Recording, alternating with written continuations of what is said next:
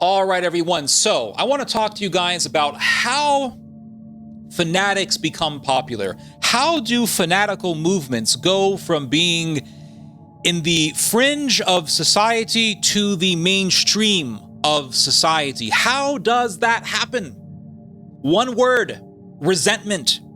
When you have enough resentment in society, that is where the fanatic thrives. It is in an atmosphere of thick and heavy resentment and rage against the ruling class and the wealthy, where the fanatic expands his influence, where the fanatic begins to be seen as the rational human being, where the fanatic grows his movement, where he gets recruits, where he swells his movement. Resentment is the fuel by which the fanatic becomes mainstream. And what happens is you have the regular folks beginning to hate the ruling class and some of the elites. And I say some because when you look at the revolutions in history, what you will find is that there were elites who were bankrolling revolutionary movements. A perfect example of this is the French Revolution. The French Revolution, you had numerous elites behind that. That's why I say some.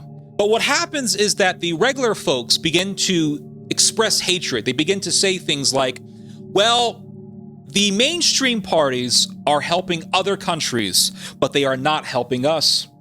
The mainstream parties are helping foreigners, but they are not helping us. The mainstream parties are helping immigrants, but they are not helping us. And so what happens is the people begin to look elsewhere for leadership. They begin to look towards the fanatic, and they begin to say things like, for years this man has been called crazy, but he is actually expressing our angst. He is expressing our rage. He is speaking our minds. And so perhaps the reason why the mainstream parties have been calling this man crazy is because they are threatened by him. They are threatened by his existence. And they are simply trying to dissuade us from listening to him. So they call him crazy, but let's give this man a listen. And we have been seeing this in real time. What happened in Germany earlier this year? You had the farmers' protests that were taking place.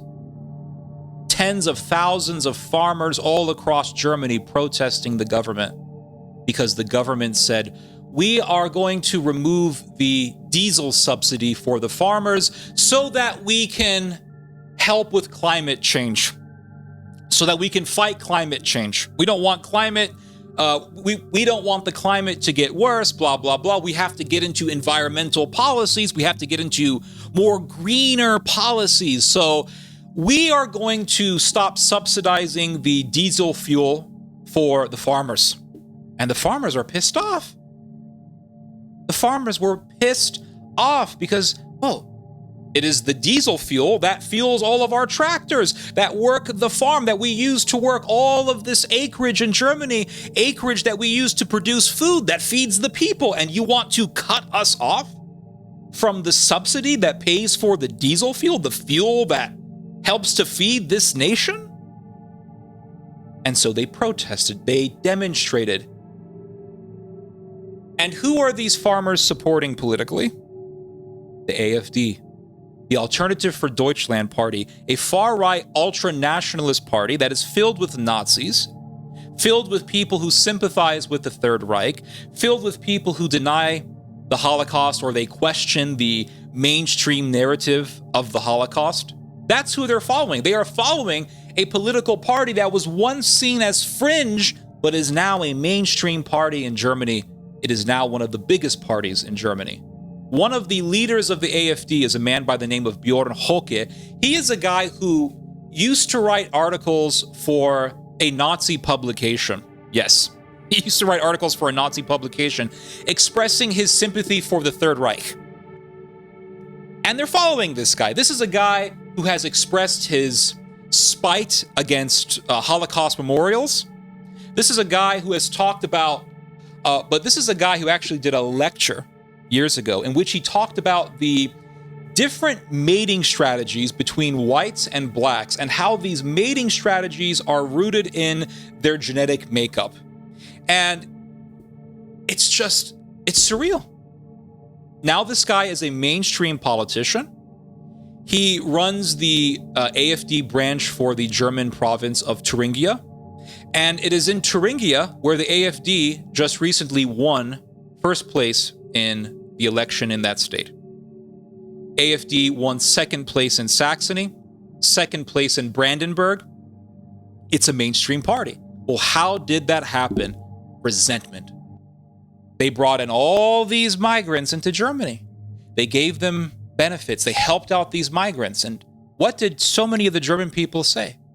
You're helping these foreigners, but you're not helping us. And the migrants, all of these foreigners, when they came in, what happened? They were criminals amongst them. And these criminals increased the crime rate tremendously in Germany. Well, if the migrants simply came and they were peaceful, but the government gave them some help, but they were really peaceful and really nice, the resentment probably would not be as high right now. But it's very high. Mainly because of the increase in the crime rate. But it also has to do with the change of the culture.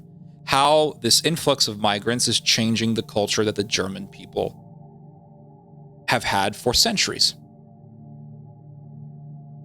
And so that cultural change and also the increase in the crime rate leads to resentment. And on top of that, the government will help out migrants. So what do the common folk say? You're helping out these foreigners, but you're not helping us. You're helping out these migrants who are committing crimes, but you're not helping us. And that leads to resentment. And so they say, well, look at the mainstream parties in Germany. Who do we have as our mainstream here? Let's see, Christian Democrats, Social Democrats, Free Democrats. And the people say these people aren't really helping us. These mainstream parties aren't really helping us. And so a lot of people start going to where? The fringe party, the AfD. And now the AfD is one of the biggest parties in Germany. It's now in the double digits of popularity. And so that's why you see these major protests in Germany. That's why you have seen these major protests. That's why you saw this major protest being done by the German farmers. And the German farmers politically, for the most part, are supporting the AfD. Well, it's very interesting if you look back to the past. If you look back to what was happening in Germany before the Nazis took over, you had what? You had major demonstrations being done by who? The German farmers. And who did the German farmers support politically? The Nazis. And one of the reasons why farmers in Germany were protesting before the takeover of the Nazis was because of subsidies. They wanted subsidies. They wanted the financial support of the state. And so farmers in Germany began to support the Nazis against the mainstream political establishment at that time. And so what do you see today? German farmers protesting over subsidies. And who are they supporting politically? The ultranationalist party that was once considered fringe, but is now mainstream. You are seeing this phenomena of resentment leading to collective support for a fringe movement happening in real time. And so what happens is rhetoric that was once considered unheard of, or rhetoric that was once confined to private conversation, is now becoming more and more open. And the speakers of this rhetoric are feeling more and more emboldened. So for example, you have Twitter.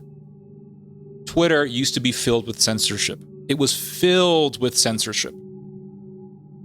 Elon Musk bought Twitter, changed its name to X, and said, okay, you guys can say whatever you want, pretty much. You guys can speak however you want, pretty much, for the most part. There is some censorship here and there, but for the most part, people can say what they want, unless, of course, you live in India. If you live in India and you are critical of Hindu nationalism and critical of the BJP, then Twitter/X will censor you because the Hindu nationalist government of Narendra Modi told Elon Musk to censor people who are critical of them. So that's another that really flies into the face of the whole X being a place of ultimate pure free speech. What you find in X in abundance is what? Holocaust denial, hatred against Jews. Hitler was right about y'all niggas. You guys come into a country, you push your pornography, you push your fucking central banking, you push your degeneracy, you push the LGBT community, you push all this fucking bullshit into a society, you destroy it from within, and then you guys go ahead, and then you band together, you practice nepotism, you keep each other at the highest levels of echelons of government and everything else, you protect your fucking selves, because you silence free speech, you silence anything that criticizes you, and then you get rid of them, and then you go and use stupid terms, fake terms, like anti-Semitism, when half you motherfuckers aren't even really Semites. I'm the Semite. I'm the fucking real Arab here. You motherfucker Ashkenazi Jews, you assholes are European. Trying to sit there and say that you're fucking, oh, we're Semites. No, you're not. You're fucking not. You fucking lying fucks. And if we fucking say the truth that these dreidel spinning, yarmulke wearing, kibbutz inhabiting, genocidal fucks with their stupid curly little fucking sideburns, if we say the fucking truth about them, they ban us everywhere. You guys think 9/11 was an inside job, or do you think it was the Jews? Found out the Jews have been kicked out of 109 countries. That's a lie. At a certain point, you got to ask yourself, why? Was Hitler really rounding them up just because they're mildly annoying and cheap? 109 countries, that's like a woman telling you that all of her ex-boyfriends beat her. At a certain point, you got to ask yourself, maybe she was a Jew. Hatred against foreigners, hatred against migrants, massive amounts of it. Massive amounts of support of ultra-nationalism. And you're seeing it right in the open. Right in the open, to the point where the guy, the multi-billionaire, the richest guy in the world, Elon Musk, the guy who bought Twitter, to the point where you see him, Elon Musk, expressing fanatical beliefs. For example, there was a guy on Twitter /X who said that you have Jewish groups that hate white people, and I don't give a damn if Jewish people are scared of Islamic immigrants who hate Jews, because for so many years, Jews have been hating white people. For so many years, these Jewish groups have been hating white people, so I don't care if Jews are scared of Muslims. And Elon Musk retweeted that, and he put his response to it, and he said, "You are speaking the actual truth," showing his own fanatical ideology. Showing his far-right ideology. It's very, very open. So by him buying X, he allowed for the what? The dissemination of fanatical beliefs that were once considered confined to the past. And he himself has exposed his own partiality for this revival of this rhetoric, or for the unleashing of this rhetoric. And so talk that was once unheard of just 10 years ago, 15 years ago, is now transitioning into the mainstream. So I went back to my library yesterday because I was preparing for this video yesterday, and I wanted to get some examples from the conspiracy of the Enlightenment, really the anti-Christian conspiracy of the 18th century, which led to the French Revolution.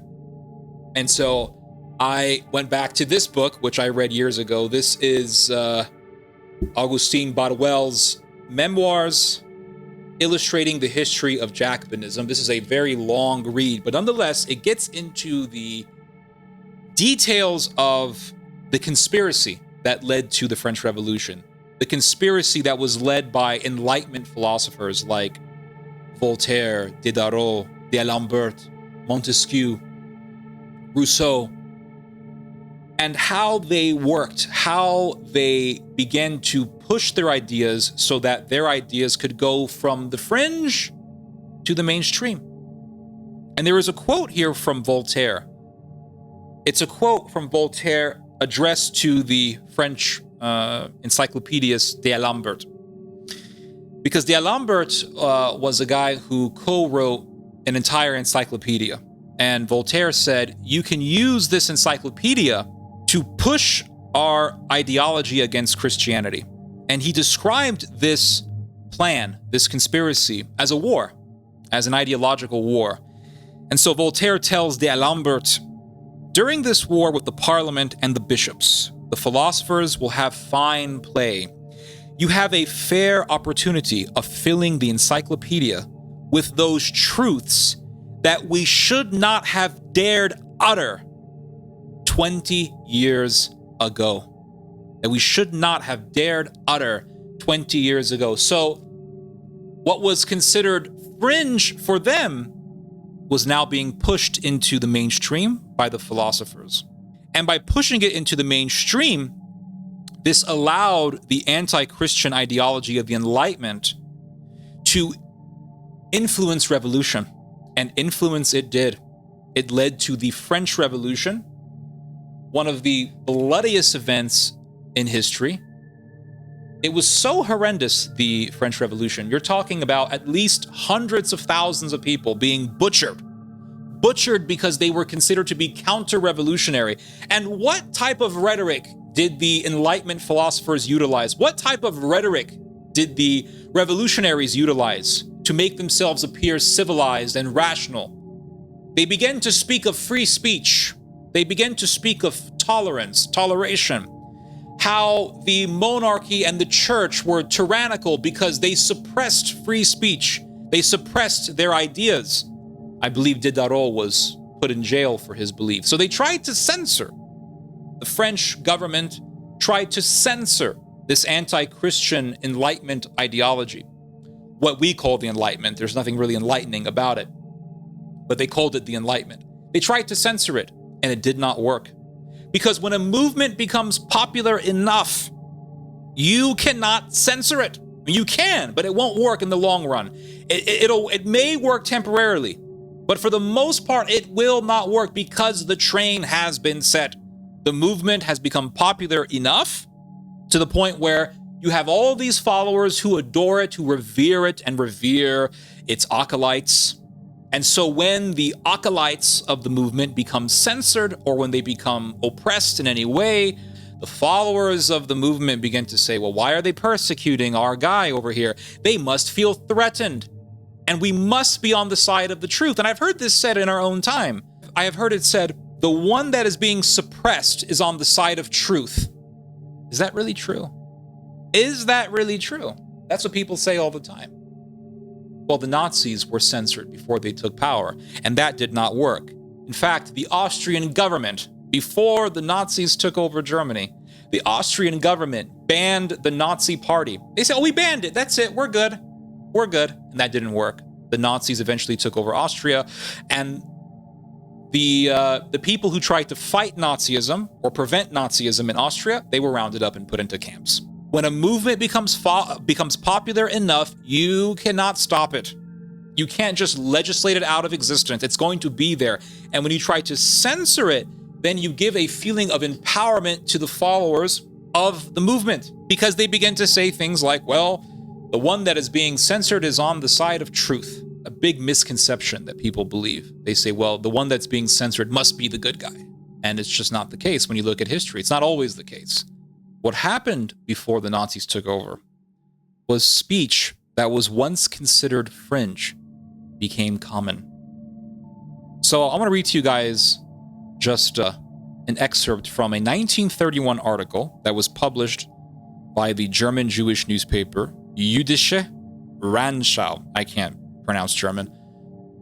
And this is what this article said. Quote, we must not shut our eyes to the fact that Hitlerist ideology has spread in Germany to an extent that would have seemed incredible a few years ago. And in 1931, they tried to censor the Nazis in Germany. So, for example, it says here in an article published by the Jewish Telegraphic Agency, in Saxony, a Hitlerist deputy named Hans Schem, who was the editor of a paper called the Weckruf, was sent to prison for 30 days for publishing the Daube ritual murder story in his paper. So, to give you guys just a little bit of a background here, there was a story that was popularly known in Germany in which a young man was murdered, and supposedly, according to the German nationalists who were reporting on the story, they found the young boy with his blood drained. They found this young man with his blood drained out.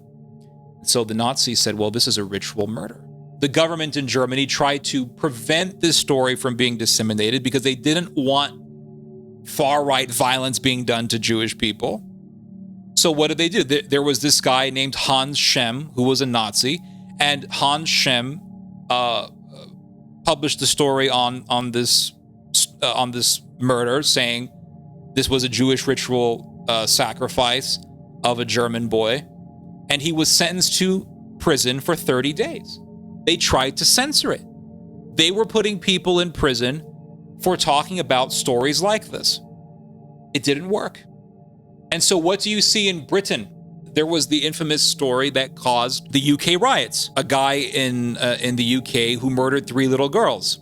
The murderer, is a black guy. He's a black guy. He's the son of African immigrants. But he was born in Wales. But there was a story that was being spread around on Twitter/X that the murderer was a Syrian migrant, and that this guy was a Syrian migrant. He came from the Middle East. He came to the UK on a boat, blah, blah, blah, blah, blah, and then he murdered the 3 little girls. So what happened? That story disseminated all over X, and it went all over the place. And there were all these people in the UK saying it was some Syrian guy, some Muslim migrant who killed these 3 little girls, and it helped spark a riot. Well, there was a woman who shared that story on her Twitter account, her X account, and she got arrested. Yeah, she got arrested. Now, the story that the murder was done by a Syrian migrant was false. So the UK is basically saying, we don't want this type of information from being spread out because we don't want to cause political violence. We don't want to cause a riot. But what happens? People say they arrested this woman for sharing a story. And so what happens? The resentment increases. The resentment increases against the mainstream. And people are getting more and more and more into what? The fringe, the fanatical, the ultra-nationalistic, the racist, the eugenists. And it's interesting, before the French Revolution, the conspirators behind that revolution, they also wanted to make it so that their ideas would be easily disseminated to the working man, to the working class. And so they did this strategy in which they began to spread Enlightenment literature into the villages of France, into all the small working class towns of France. And they basically were giving away these books for free, or close to being free. They sold them very, very cheaply, because in those days, those types of books were very expensive for the average person. Well, they were giving these books out for very, very, very cheap prices. What was the purpose of that? The purpose was to disseminate their ideology as much as possible. What's X? X is a way by which to disseminate information within seconds. Within seconds. If I want to disseminate Holocaust denialism, I can do it. Now you can say, well, before there was Facebook and all these things. Yes, but these social media platforms have been very, very censoring. They have been filled with censorship. Elon Musk, an elite. And this is why I said the working class will have resentment for some of the elites, but not all, because they love Elon Musk. Elon Musk bought Twitter, and he said, you're free to speak your minds. Now, he showed his own partiality, his own bias for right-wing fanatical ideology, but he bought X. And he said, you guys can speak your minds. You can say what you want, Holocaust denial, all that stuff. So now it's spreading. So just like these Enlightenment conspirators spread their books around to the working man, Twitter is being used to spread fanatical ideology. And now rhetoric that was once seen as fringe is becoming mainstream. Now, you could say, well, Ted, the rioters in the UK or the ultra-nationalists in Germany are right. They're correct because they have righteous indignation against crimes done by foreigners. I will say that it is definitely the right thing to have anger against murder and rape, no matter who does it. But here's the thing. Revolutionaries will always take up righteous causes to justify their existence, to justify their own ideology. So I'll give you guys an example. This is an example from the Bible. The story of Absalom. Absalom hated his father, King David. Why? Absalom had a brother named Amnon, and Amnon raped his sister, which would be Absalom's sister as well. And he raped his sister, and David found out about it, and he got angry, but he did nothing about it. He never brought Amnon to justice, never brought his son to justice. And so Absalom killed his brother. He killed his brother because his brother was a rapist, and his father did nothing about it. Now, you could look at that story and say Absalom was a based man. He was based for killing a rapist. Okay? It's understandable why he would kill a rapist. It's understandable. Absalom then began to conspire against his father. He began to cultivate a revolutionary conspiracy against his dad. And what did he do? How did he do that? How did he gain a following? Well, he began to build resentment amongst the people against his father. What did he do? He stood by the gate where people would enter to speak to King David, to tell him their problems so that he could solve them. That's what people did back in those days. They went to the king, they told the king their problems, the king would come up with a solution. So he stood by the gate where people entered to talk to his dad. And when people came to speak to his father, to tell his dad about their problems, Absalom would say, "Oh, my dad's not here. Yeah, he's not going to hear about your problems. Yeah, he doesn't care." Really? Yeah. He did this all the time. He did this for a long time. So people begin to conclude the king doesn't care about us. He doesn't give a damn about us. Absalom cares about us. So they began to follow Absalom. But Absalom started a revolution with this idea that his father was evil because his father did not punish his brother for raping his sister. So was it wrong that David did not punish his son? Sure, yes, it was wrong. He should have punished his son, absolutely. But Absalom took that fact and he used it to start a revolution against his father. This is what revolutionaries do all the time. The Bolsheviks talked about how the peasant class was being mistreated and how they were going to help the peasants.